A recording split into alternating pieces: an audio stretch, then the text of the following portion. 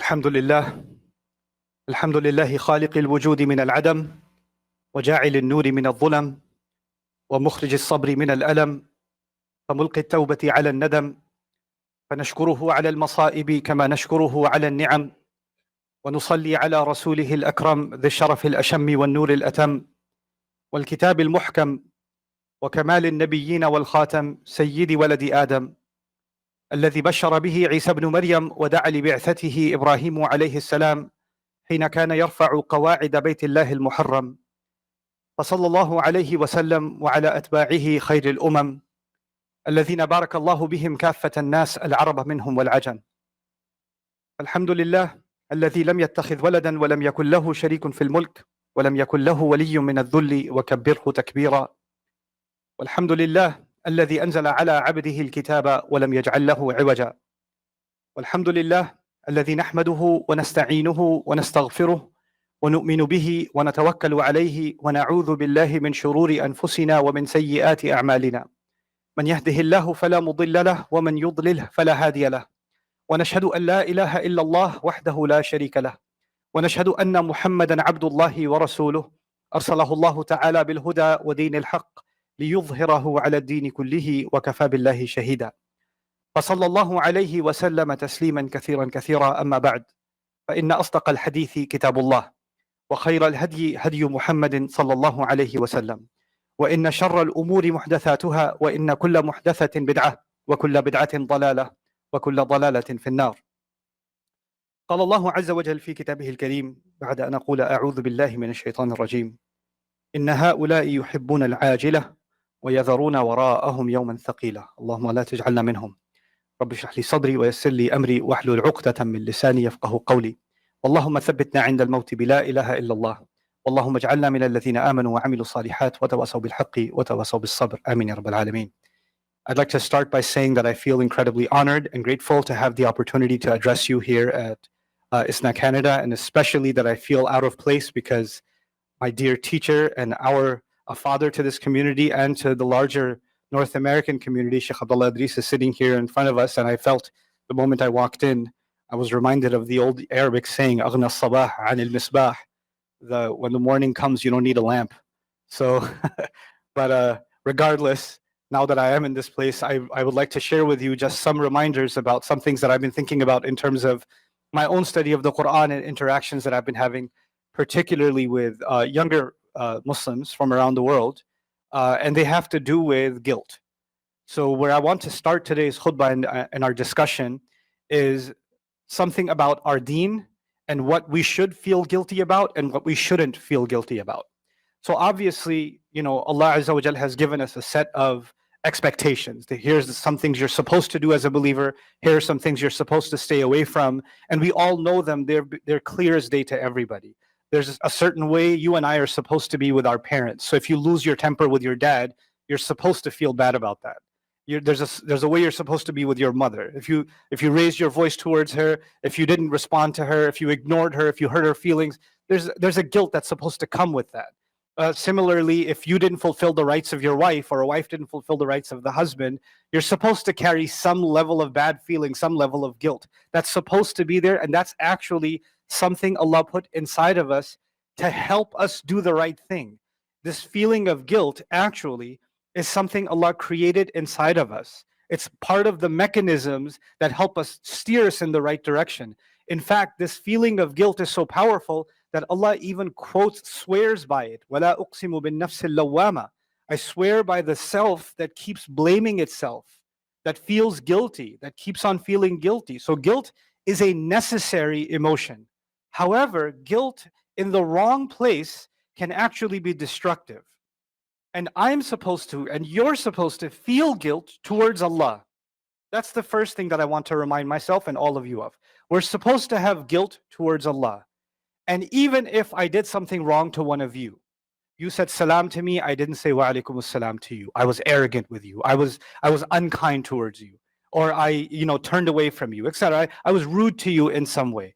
I should feel bad towards you, but actually, first and foremost, I've committed a crime against my Rabb. I'm reminded of this place in Surah An-Nur, remarkably, where people are talking, and Allah describes a scene where people were talking about Aisha radiallahu anha. And Aisha radiallahu anha, when she was being talked about, not everybody was slandering her or saying bad things. They were just discussing, hey, isn't it so bad what's happening with her? Isn't it wrong that people are saying this and that about her, etc.? They were just talking. And even that just talking, it creates a new ripple. The conversation stays alive. So even if you're not saying something bad, you're still keeping that negative conversation alive, right? So Allah Azza wa Jal revealed in Surah An-Nur, among the many ayat, He said, at the moment you heard it, how come you didn't say, and then you're supposed to say Subhanallah. You're supposed to say What does Subhanallah have to do with this conversation? You know, the point of mentioning Subhanallah, ma yakunu lana an natakallama bihadha, the reason you were supposed to say that is because actually Subhanallah is said when I commit a crime against Allah. Actually, when people commit shirk, Allah Azza wa Jal reminds us, Subhanahu wa ta'ala amma yaquluna uluwan kabira. Subhanallahi amma yasifun. Allah is too perfect, above and beyond the things they describe Him with, the things they say about Him. So the tasbih of Allah, tanzihullahi amma la yaliquhu, to describe Allah in a way that is so perfect and to remove from Him everything that isn't suitable to say about Allah. That's actually what we're saying when we say Subhanallah. I know that in South Asian cultures, when you see something nice, you're like, oh, Subhanallah. Bade miyan to bade miyan, chote miyan, Subhanallah, right? So we have our own way of using Subhanallah. But the ancient Arabs, the way they use Subhanallah originally, and the way the Quran is using it on many occasions, is actually at instances of blasphemy. When somebody said something so inappropriate about Allah, then the reaction to that is what? Subhanallah. And in fact, even the angels, when they questioned Allah and they said, are you really putting a human being on the earth that's going to spill blood and cause corruption? He's going to make all these problems. And Allah Azza wa Jalla told them, Inni a'lamu ma la ta'lamun. I know what you don't know, right? That's what He told the angels. So the angels also felt like maybe they crossed the line. Maybe they asked too inappropriate of a question to Allah. They crossed the line with Allah. So they said, Subhanaka la ilma lana illa ma 'allamtana. You're too perfect, Ya Rab. We have no knowledge except for what you taught us. So the term was being used in that context. Now, the reason I brought this up now is because here you are talking about somebody. They were talking about Aisha, whatever their intention, even if good intentions. But you were supposed to recognize that hurting someone else or talking about someone else that they wouldn't want to be talked about is actually not a crime against that person alone. That's a crime against Allah. That's actually a crime against Allah. Right? So that's why Subhanallah was mentioned in that ayah. And now with that in mind, what I want to share with you is, where does guilt go? My guilt is supposed to go first towards Allah subhanahu wa ta'ala. And there's a huge difference between the guilt I have towards Allah and a guilt I have towards a person. And let's understand that a little bit. I'll give you practical, realistic examples. Like, for instance, we have the case of, Yaqub alayhi salam's sons in the Quran, right? So his sons messed up pretty bad. And they hurt their father for many, many years. They abused him. They called him insane. They taught their children to call him insane. They taught their wives to call him insane. In fact, they weren't even home. They were with Yusuf alayhi salam. And when Yaqub alayhi salam heard the scent or smelled the scent of Yusuf's shirt, you know that the story, right? He wasn't home alone. He was with his daughter-in-laws and his grandchildren, because the sons were not home. They were elsewhere. And he said, Lawla an tufannidun. He said, Inni la ajidu riha Yusuf. Lawla an tufannidun. He said, I can smell the scent of Yusuf, despite the fact that you people, who's the you people? That's his daughter-in-laws and his grandchildren. You people think that I'm insane. Where did they learn to call him insane? From his own sons.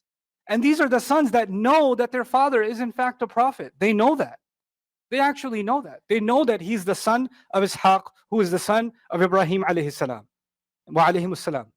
So they know all of that, and yet they committed these horrible crimes inside of the family. It's one thing that you owe the best to your father because he's your father. On top of that, he's a prophet too. So the level to which they messed up cannot be undermined. There's a pretty serious degree of crime here. But at the end of it all, the Quran seems to indicate that they felt bad about what they did. When they were finally confronted, when they were finally humbled, they feel bad about what they've been doing. And they come towards their dad and they say that you should, please make istighfar for us. Please pray for us, which is a way of saying, by the way, you cannot pray for someone if you hate them or if you have a grudge against them, right? So they're saying two things in one. They combined forgive us and pray for us all in one statement, because you cannot he cannot pray for them if he hasn't already what?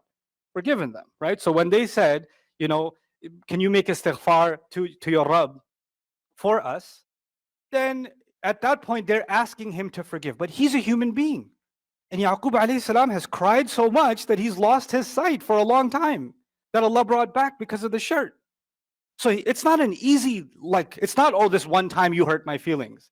This is years and years and years. And not only did they hurt Yusuf alayhi salam and their father, in fact, Yusuf's, full brother, Binyamin, they kept abusing him too. They kept hurting him too. So this is a long history of crimes. So just one sorry is not going to cut it. That's not good enough. So even their father turns to them and says, Sawfa astaghfiru lakum rabbi. He says, I will, not just yet. So the Sawfa, some mufassirun comment here, yushir ila ta'khir. There's a little bit of a delay. He's saying, I'll get there. I'm not there yet. I'm not ready to forgive you yet. So they're feeling guilty towards their dad, and they're saying sorry to their dad. And their dad is saying, I'm not entirely ready to pray for you yet. I will, hopefully. I'm not there yet.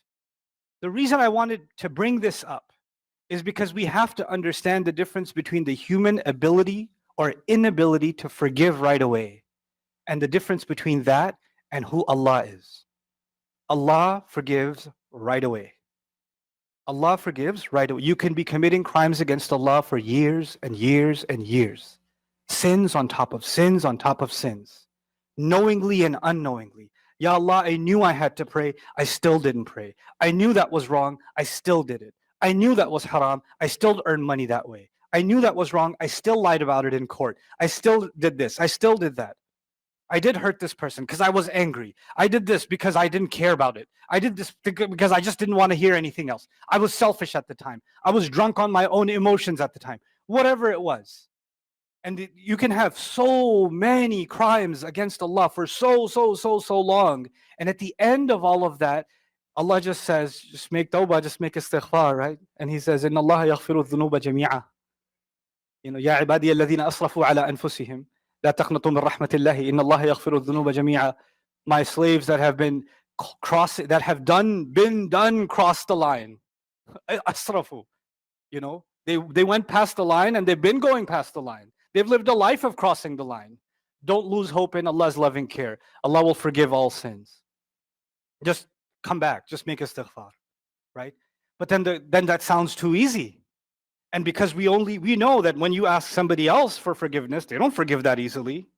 So what we do is something that we don't realize we're doing. We do something in psychology, they call it projection. So we project the human inability to forgive right away because people are not forgiving.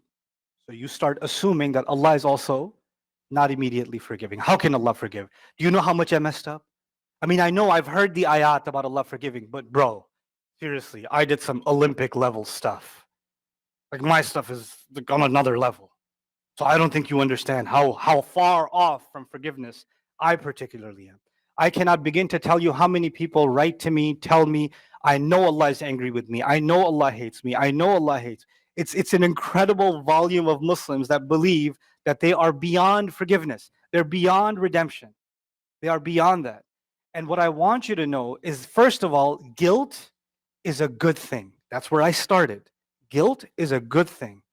But the wrong kind of guilt is what?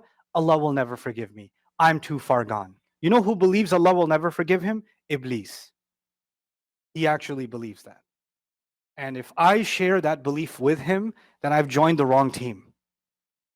I cannot believe that about myself. You cannot believe that about yourself, that Allah will never forgive. You cannot do that. You can't do that to yourself. The other thing that's tied to this that I wanted to share with you is we say things like Allah is angry with me, Allah hates me. It's remarkable that in the Quran, even though karaha and karahiyah and yakrahu, the verb, is used, to hate is used, but Allah doesn't use the word hate for himself, for people. Like Allah doesn't say, Inna Allah yakrahu kada wa kada. Allah hates someone. He says, Inna Allah la yuhib. He says, Allah doesn't love. Allah does not love. He goes that far. He says he does not love certain kinds of people. But he never says he hates certain kind of people. In fact, when Allah does mention hate with himself, he mentions some kind of action with it. So kariha Allahum bi'athahum, for example. Allah hated that these people should come along. So he'll mention an action that he hates. But he doesn't mention people that he hates. The farthest he goes in the Quran, he says he doesn't love certain kinds of people.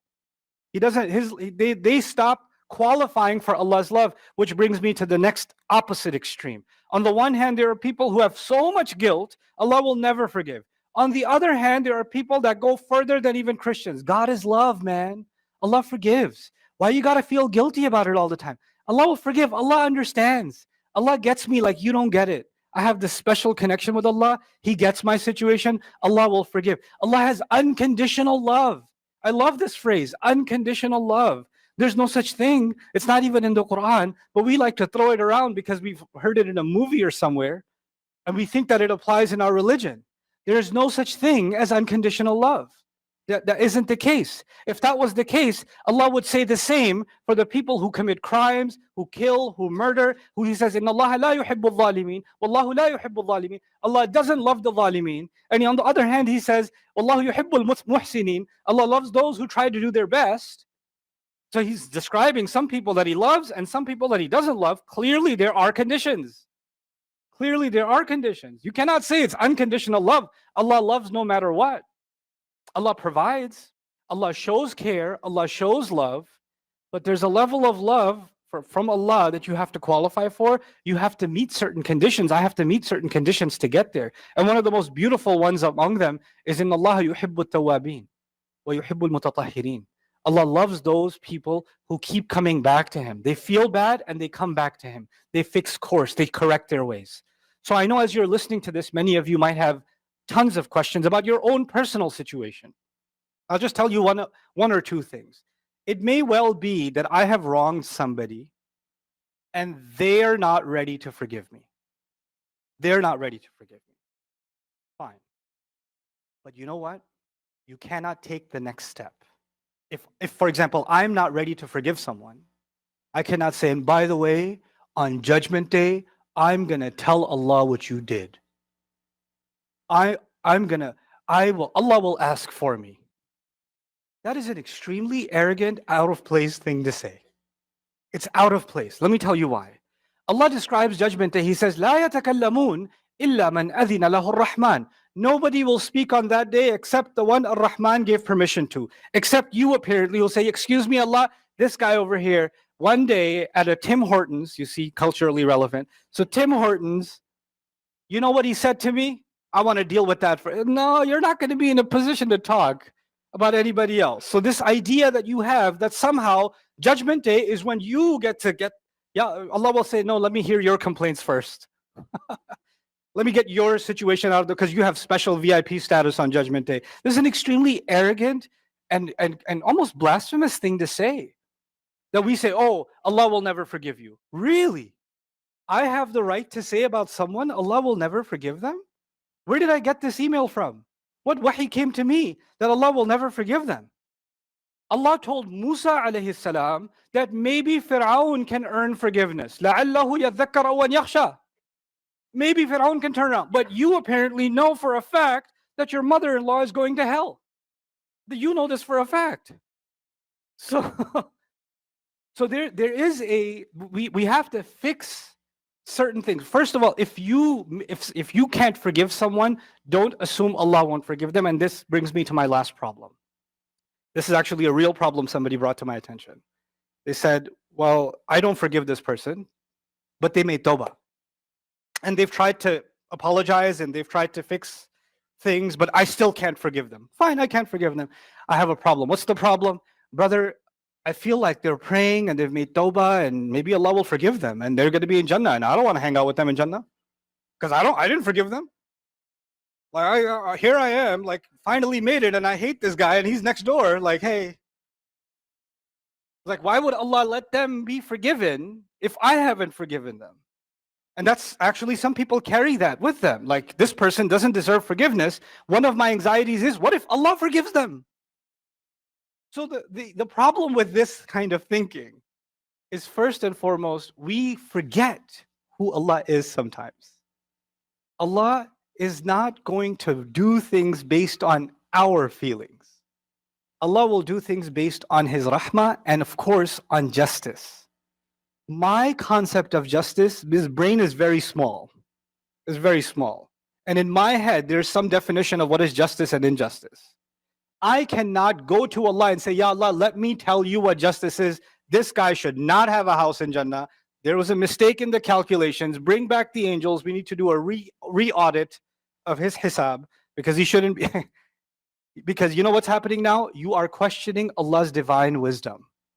If Allah decides to forgive someone, that's in the hikmah of Allah, in the knowledge of Allah, and I have to humble myself and not feel like, unless I see them burning, I won't be satisfied. I can guarantee you, they will not be your concern when you get up on Judgment Day. I can guarantee you. They may be a huge concern for you right now. They are not going to be a problem for you on Judgment Day. In fact, forget people you hate. People you love, you won't care about on Judgment Day. You're going to be worried about who? Yourself. You're not going to be worried about anybody else. And there's one last piece of this problem.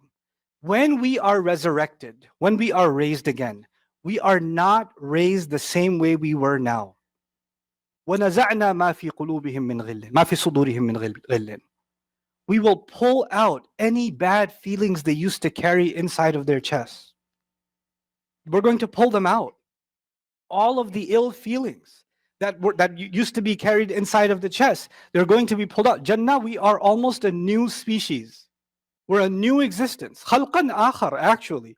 We're a new creation altogether. In fact, even among the Sahaba, sometimes there were conflicts. And Allah described in the Quran, إِخْوَانًا عَلَى سُرُرٍ مُتَقَابِلِينَ. Brothers, sitting on couches, facing each other. You ever been to a party, you're sitting in front of someone, you don't like them? The food doesn't taste good anymore. Why is this guy here? You want to go somewhere else, you want to go in the backyard, or even if it's snowing outside, you're going to eat your samosas outside because you don't want to see that guy's face. You can't face people you don't like. But the Quran describes one of the remarkable things in Jannah, people, even among believers, when they had conflicts with each other, all of that will be removed. And you'll actually be facing each other happily. That's one of the remarkable renewed things that's going to happen in Jannah. So guilt, place it in the right place. Don't let somebody else guilting you turn into Allah won't forgive me. Don't do that. And I shouldn't allow my sense of justice and think I can impose that onto Allah and then decide for Allah how Judgment Day is going to work. Imagine if that's how it worked, then if my feelings are so valid, then the next person's feelings should be valid too. And the other person's feelings should be valid too. Because they all have feelings. لَيْسَ بِأَمَانِيِّكُمْ. Reality is not based on your wishes. It's not going to work according to your wishes. Allah Azza wa Jalla is Al-Hakim, Al-Adl. He will make His decisions based on wisdom. And once we have faith in that, we can find some comfort in that. May Allah Azza wa Jalla give us a true sense of comfort in knowing that the best judge is in fact Allah Azza wa Jalla. May Allah remove from our hearts the desire to see somebody else punished. That desire itself, it takes away space from your heart that should be taken up by my own desire to be forgiven. There's enough things for me to worry about for myself, and now I'm worried about somebody else should get punished. Let Allah deal with that. That is with Allah. That's, that their amr is with Allah. But my amr is with me. I have to stand for myself. May Allah Azza wa Jalla make us self-aware and remove these ill feelings from our hearts, and especially allow us to be in the company of better people than us in Qiyamah and beyond Qiyamah, that we can face each other with joy. Barakallahu li wa lakum fil Qur'an al-Hakim wa nafa'ani wa iyyakum bil ayati wa dhikr al-Hakim.